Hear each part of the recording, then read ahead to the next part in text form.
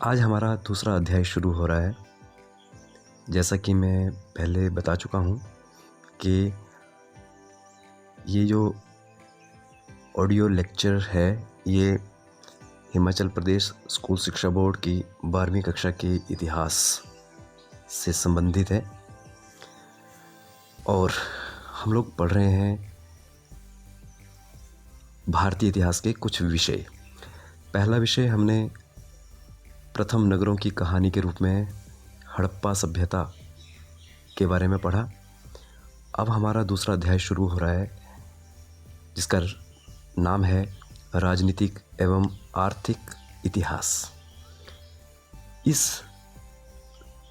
Lecture के दौरान आपको 600 ईस्वी पूर्व से 600 ईस्वी के मध्य के 12 सालों के राजनीतिक और आर्थिक इतिहास के बारे में बताया जाएगा। लास्ट चैप्टर में हमने सिंधु घाटी सभ्यता के बारे में पढ़ा था और उसमें ये बताया गया था कि सिंधु घाटी की सभ्यता लगभग 3000 ईस्वी पूर्व से लेकर 2000 ईस्वी पूर्व तक फलती फूलती रही। अब जो हमारा दूसरा अध्याय शुरू हो रहा है ये 600 ईस्वी पूर्व से शुरू हो रहा है। मैं यहाँ पर ये ज़रूर प्रकाश डालना चाहूँगा कि सिंधु घाटी की सभ्यता के पतन के पश्चात से लेकर के 600 ईस्वी पूर्व के बीच में ये जो खालीपन हमारे सिलेबस में है उसके बारे में कुछ बातें आपको बतानी आवश्यक हैं, तभी आप 600 ईस्वी पूर्व के इतिहास को समझ पाओगे। सिंधु घाटी के पतन के पश्चात भारत में एक नई सभ्यता का सृजन हुआ जिसे आर्य सभ्यता के नाम से जाना जाता है। आर्य ये संस्कृत भाषा का शब्द है और इसका अर्थ है श्रेष्ठ अथवा उत्तम। अर्थात हम एक ऐसे लोगों के बारे में यहाँ पर हमें जानना है जो अपने आप को श्रेष्ठ और उत्तम मानते थे। आर्यों के बारे में इतिहासकारों में बहुत सारे मतभेद हैं। अधिकतर इतिहासकार इस बात को स्वीकार करते हैं कि आर्य विदेशी थे और उन्होंने भारत पर आक्रमण किए और भारत की जो मूल प्राचीन सभ्यता थी हड़प्पा सभ्यता उसको नष्ट करके यहाँ एक नई सभ्यता की शुरुआत की। ये एक विवादित विषय है।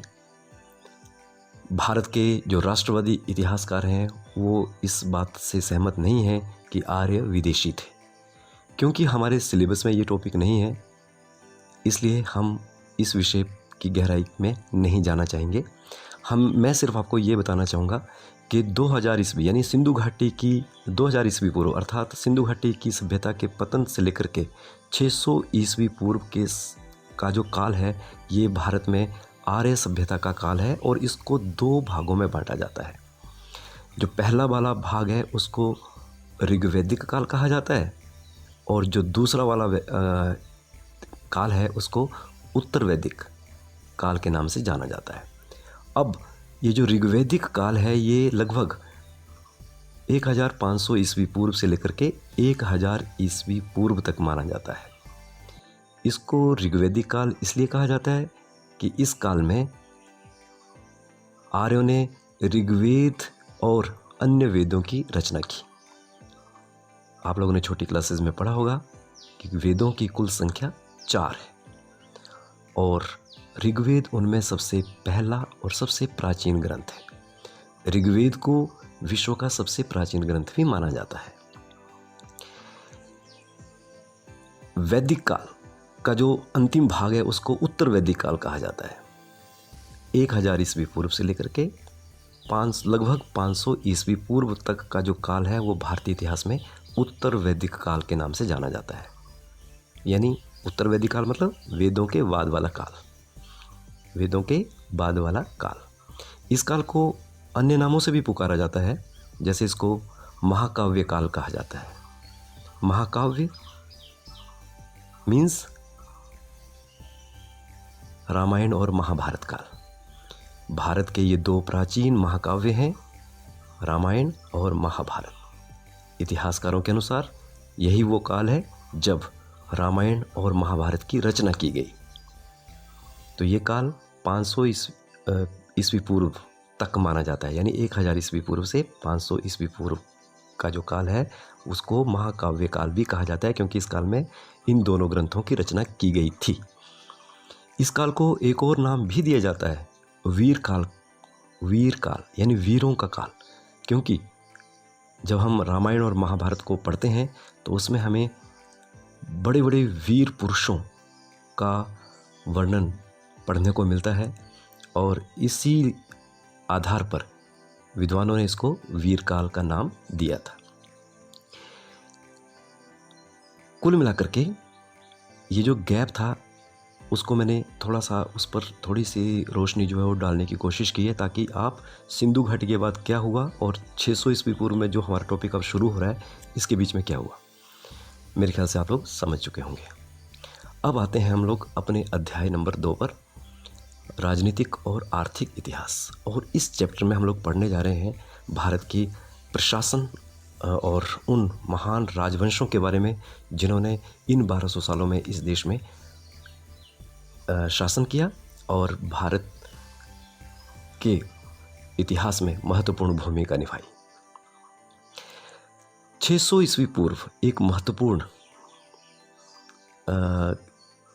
वर्ष माना जाता है। ये 600 ईस्वी पूर्व का जो समय है वो महत्वपूर्ण काल माना जाता है भारतीय इतिहास में, क्योंकि इस काल में भारत में कुछ नए राज्यों का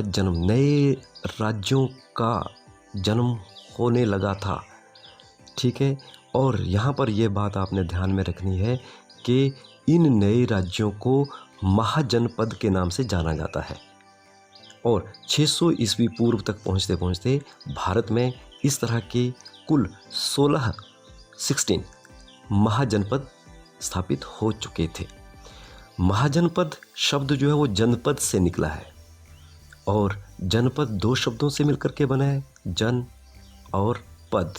जन का मतलब होता है कुल या कबीला, और पद का मतलब पाँव, यानी जिस कबीले ने जिस जगह पर पाँव जमा लिए, जहाँ पर वो कबीला बस गया, वो क्या कहलाया? जनपद कहलाया। ठीक है, तो उस ज़माने में दर्जनों, यानी 600 ईस्वी पूर्व से पहले दर्जनों जनपद इस देश में स्थापित हो चुके थे। लेकिन 600 ईस्वी पूर्व तक पहुँचते पहुँचते उन जनपदों में आपसी संघर्ष हुआ भूमि के लिए, सत्ता के लिए, और अंततः 16 महाजनपद, यानी उन जनपदों में से 16 ऐसे जनपद थे जिन्होंने विशाल राज्यों की स्थापना कर ली। तो यानी जब वो छोटे राज्य थे तब वो जनपद कहलाए, और जैसे ही उनका आकार बड़ा, शक्तिशाली हुए, तो उनको महाजनपद के नाम से जाना जाने लगा। और ये 16 जो आरंभिक राज्य भारत में थे, इनका ये किसी न किसी कुल अथवा जनजाति से संबंधित थे। यहाँ मैं क्योंकि हम मैंने पिछला जो गैप पढ़ा था आर्य सभ्यता का, जो हमारे चैप्टर में, हमारे सिलेबस में नहीं है, तभी मैंने आपको ये बताने की कोशिश की थी कि जब हम ये मानते हैं कि आर्य जब भारत में आए, हालांकि ये एक विवादित विषय है, आजकल के आधुनिक इतिहासकार इस बात को नहीं मानते हैं कि आर्य लोग विदेशी थे, लेकिन अगर हम ये बात मान करके चलें कि आर्य विदेशी थे, तो जैसे ही वो भारत में आए तो वो कबीलाई लोग थे, कबीलों के रूप में भारत में आए थे, और जिस जिस जगह पर वो बस गए थे वो जगह, वो स्थान क्या कहलाए? जनपद कहलाए, और वही जनपद आगे जा कर के महाजनपद कहलाए। इन जनपदों की ये विशेषता थी कि ये आपस में लगातार संघर्ष करते रहते थे शक्ति और सत्ता बढ़ाने के लिए, और अंततः 6ठी शताब्दी ईस्वी पूर्व में हमारे यहाँ 16 महाजनपद जो थे वो अस्तित्व में आ चुके थे। उनके नाम आपकी बुक्स में दिए हैं, लेकिन मैं यहाँ पर ज़रूर संक्षेप में बताना चाहूँगा। उनमें प्रमुख जो राज्य थे वो थे अंग, मगध, वज्जी, मल, काशी, कौशल, वत्स, चेदी, कुरु, पांचाल, शूरसेन, मत्स्य, अवंती, अश्मक, गांधार और कंबोज। इनकी भौगोलिक स्थिति कहाँ कहाँ थी, ये आप लोग अपनी बुक में, मैप में, मानचित्र में बड़ी आसानी से पता लगा सकते हो।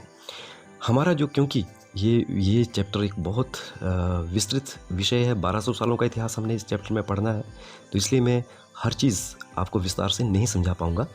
मैं सिर्फ आपको मेन जो टॉपिक्स हैं इसमें वो समझाने की कोशिश कर रहा हूँ।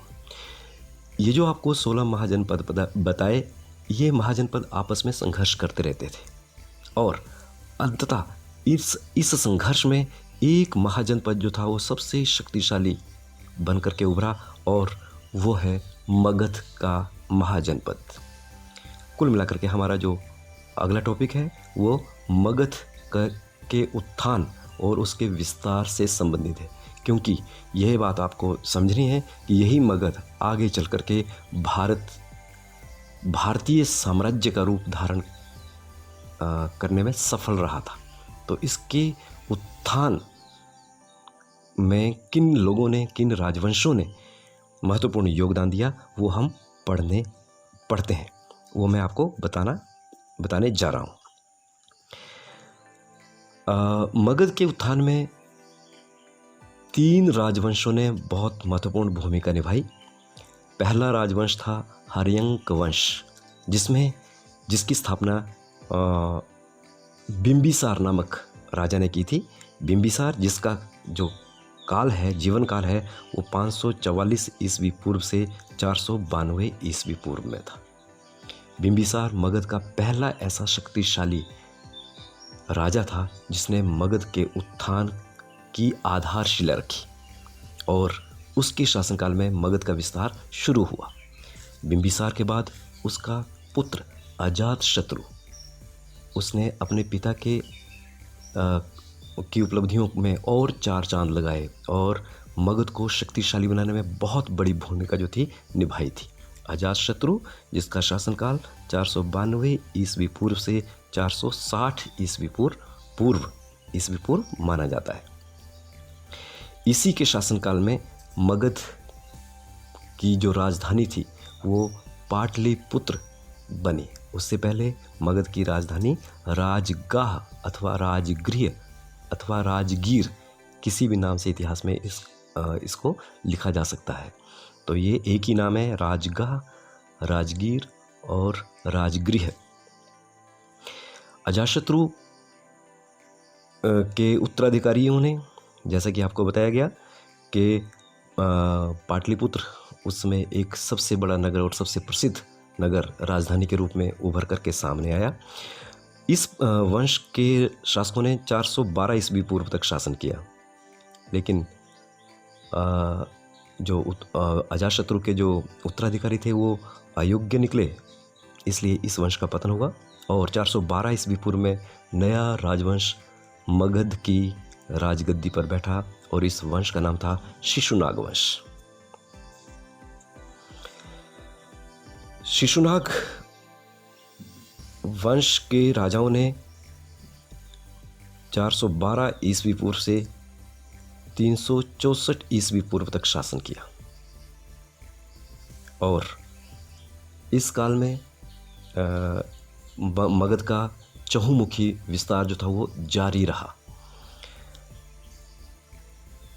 364 ईस्वी पूर्व में इस वंश का भी पतन हो गया और एक नया वंश मगध की गद्दी पर आसीन हुआ और वो वंश था नंद वंश, जिसकी स्थापना 364 ईस्वी पूर्व में महापद्मनंद नामक व्यक्ति ने की थी। वह एक बहुत ही शक्तिशाली राजा प्रमाणित हुआ था। उसके काल में मगध राज्य की शक्ति और विस्तार सबसे अधिक हुआ था। इस वंश का जो अंतिम शासक था वो धनानंद था। महापद्मनंद के बाद उसका पुत्र धनानंद इस गद्दी पर, यहाँ की गद्दी पर बैठा, लेकिन धनानंद अपने पिता की तरह योग्य नहीं था।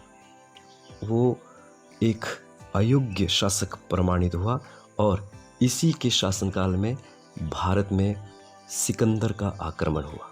यूनानी शासक सिकंदर, जिसको अलेक्जेंडर के नाम से जाना जाता है, 326 ईस्वी पूर्व में।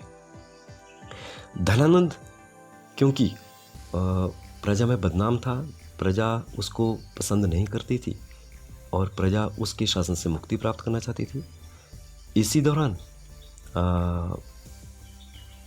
सिकंदर के आक्रमण के पश्चात जो भारत में अराजकता फैली थी, उसका लाभ दो व्यक्तियों ने उठाया, जिनमें एक थे चाणक्य और दूसरा था चंद्रगुप्त।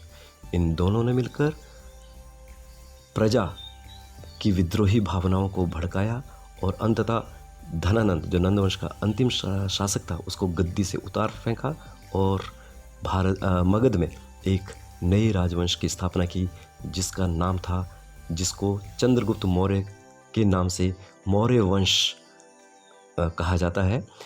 और यही मौर्य वंश आगे चल कर के भारत का प्रथम ऐतिहासिक राजवंश या प्रथम ऐतिहासिक साम्राज्य के रूप में विकसित हुआ, जिसके बारे में हम अब चर्चा करने जा रहे हैं। यहाँ तक आपको बताया गया मगध के उत्थान के बारे में। मगध का उत्थान जो हुआ, जैसे आपको बताया गया, 3 राजवंशों की भूमिका रही, हर्यंक वंश, शिशुनाग वंश और नंद वंश। इस राज्य के उत्थान में बहुत सारे कारण जो हैं वो आपसे पूछे जा सकते हैं, जिनमें पहला कारण आपने ध्यान रखना है कि मगध एक ऐसी जगह पर, यानी उसकी जो भौगोलिक स्थिति थी वो इतनी अच्छी थी कि उस भौगोलिक स्थिति ने ही मगध के उत्थान में एक महत्वपूर्ण रोल निभाया, भूमिका निभाई। क्योंकि ये गंगा के तट पर बसा हुआ था, जहाँ और भी क्या कहते हैं, नदियाँ यहाँ पर बहती हैं, चाहे वो घाघरा हो, गंडक हो, कोसी हो, इस तरह की नदियों का ये सारा मैदानी इलाका था और बहुत ही उपजाऊ इलाका था। तो उपजाऊ इलाका होना किसी भी राज्य के लिए की समृद्धता का कारण बनता है। तो मगध के उत्थान में वहाँ की भौगोलिक स्थिति ने बहुत बड़ी भूमिका निभाई थी। इसके अलावा वहाँ पर विशाल लोहे के भंडार थे। लोहा एक ऐसी धातु जिससे अस्त्र शस्त्र औजार बनाए जा सकते थे, और ये सारे जो लोहे के जो भंडार थे वो मगध साम्राज्य की सीमाओं में स्थापित थे। तो ये भी उनकी समृद्धता का एक कारण बना। मगध के पास विशाल सेना थी। किसी भी राज्य की शक्ति उसकी विशाल सेना और संगठित और प्रशिक्षित सेना पर निर्भर करती है। तो मगध के राजाओं ने विशाल सेना की स्थापना की थी, जिसकी वजह से मगध का उत्थान हुआ। आर्थिक स्थिति, धन है तो सब कुछ है, बिना धन के तो कोई भी राज्य उन्नति नहीं कर सकता। तो मगध क्योंकि एक समृद्ध राज्य था, इसलिए उसकी अर्थव्यवस्था बहुत मजबूत थी, उसकी वजह से उसका विकास और उत्थान होना स्वाभाविक सी बात थी। और एक और कारण मगध के उत्थान का, महान राजाओं का योगदान। आपको बताया गया कि बिंबिसार, अजातशत्रु, शिशुनाग, महापद्मनंद जैसे शक्तिशाली राजाओं ने वहाँ राज्य किया और उन्होंने मगध के उत्थान में 4 चांद लगाए। तो कुल मिलाकर के 321 ईस्वी पूर्व तक पहुँचते पहुँचते मगध एक शक्तिशाली राज्य बन चुका था। और 321-22 के आसपास चंद्रगुप्त मौर्य और चाणक्य ने मिलकर के मगध के अंतिम राजा धनानंद को गद्दी से उतार निकाला और एक नई राजवंश की स्थापना की, जिसको भारतीय इतिहास में मौर्य वंश कहा जाता है। इसके बारे में हम नेक्स्ट टॉपिक में पढ़ेंगे। धन्यवाद।